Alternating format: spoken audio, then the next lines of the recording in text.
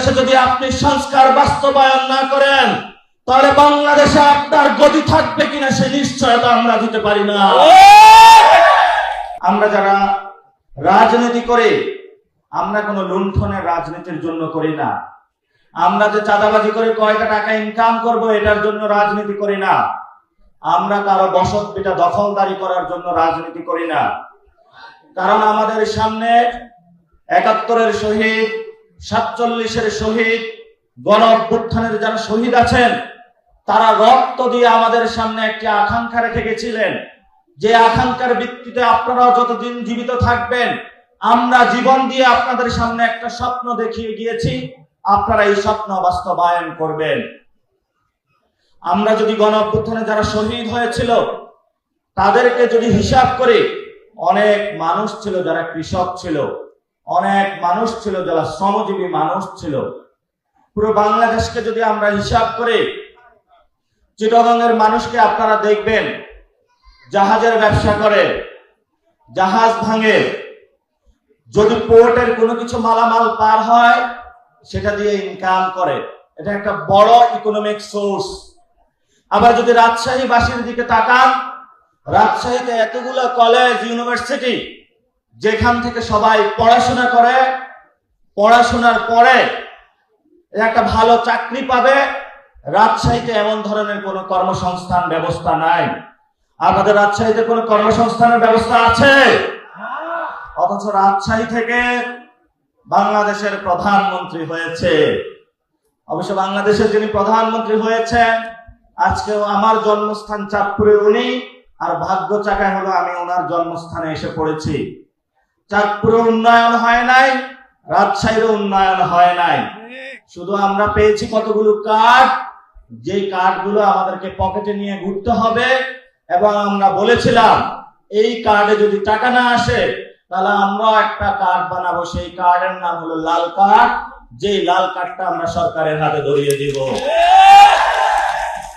এখানে অনেক তরুণ প্রজন্ম রয়েছে যাদের চোখ দেখলে বোঝা যায় জীবনভর একটা স্বপ্ন, তারা একটা সমুদ্র, তারা এখন শান্ত হয়ে রয়েছে। জুলাইয়ে তারা উত্তাল হয়ে উঠেছিল, আবার তারা উত্তাল হবে যদি দেখে বাংলাদেশের মানুষ আবার ফেসিবাদের দিকে তাদেরকে নিয়ে যাওয়ার চেষ্টা করা দেওয়া হচ্ছে।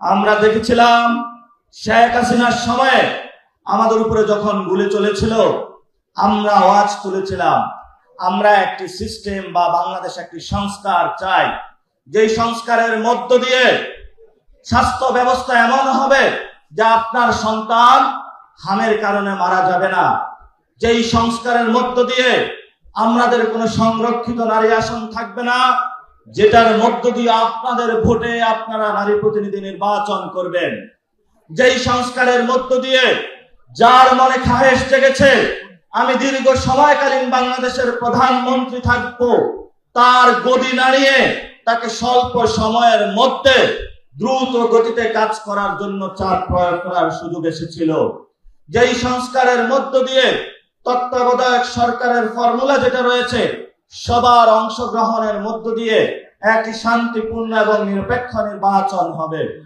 কিন্তু ইলেকশনের সময় সবগুলো দল একসাথে কাজ করেছিল, করার পরে যখন হিন্দুদের ভোট নিল, আওয়ামী লীগের ভোট নিল, সব মানুষের সাথে একসাথে নিয়ে এখন মিস্টার জিয়া বেঁকে বসলো, তোমাদের যা দেওয়ার খেলা দেখিয়ে দিয়েছি, এখন আমার খেলা, কি করতে পারবে তোমরা করো, আমি বাংলাদেশে সংস্কার বাস্তবায়ন করতে পারবো না। এই চ্যালেঞ্জ আমাদের তরুণ প্রজন্মের সামনে সে ছেড়ে দিয়েছে। আমরাও আজকে তারেক রহমানের কাছে চ্যালেঞ্জ ছুড়ে দিতে চাই, বাংলাদেশে যদি আপনি সংস্কার বাস্তবায়ন না করেন তাহলে বাংলাদেশে আপনার গতি থাকবে কিনা সে নিশ্চয়তা আমরা দিতে পারি না। কারণ জনগণের ম্যান্ডেট দিয়েছে, জনগণ ভোট দিয়েছে, এই জনগণের ভোটের বক্সে কেউ যদি লাঠি মারতে চায় আমরা তার গতিতে লাঠি মারতে কোনো কুণ্ঠবোধ বা দ্বিধা সংকোচ করব না। আমাদের আরেকটি বড় বিষয় ছিল, শেখ হাসিনা উকিঝুঁকি করতেছে, আওয়ামী লীগ বিভিন্ন জায়গায় মিছিল নামাচ্ছে, আমরা সরকারকে হুঁশিয়ার করে বলবো, যদি শেখ হাসিনা বাংলাদেশে আসতে পারে, যদি আওয়ামী লীগ বাংলাদেশে আসতে পারে, তাহলে প্রথম গুলি চালাবে তারেক রহমানের উপরে। তারা প্রথমে বাংলাদেশে এসে তারেক রহমানকে হত্যা করবে। তারেক রহমানের ইতিহাস জানা উচিত, সেই সময় জিয়াউর রহমানকে তারা হত্যা করেছিল। যদি উনি ইতিহাস জানেন, তাহলে তার বাপের যে পরিণতি হয়েছিল, একই পরিণতি সন্তানের পরিণতি হবে। এই জন্য তারেক রহমানকে আমরা বলবো, don't do compromise with Awami League. যদি আওয়ামী লীগের সাথে আপনি কম্প্রোমাইজ করেন, আমরা কিন্তু একটি ফ্রন্টে যুদ্ধ করতেছি, তাহলে আমাদের ফ্রন্টিয়ার লাইন দুইটি হবে।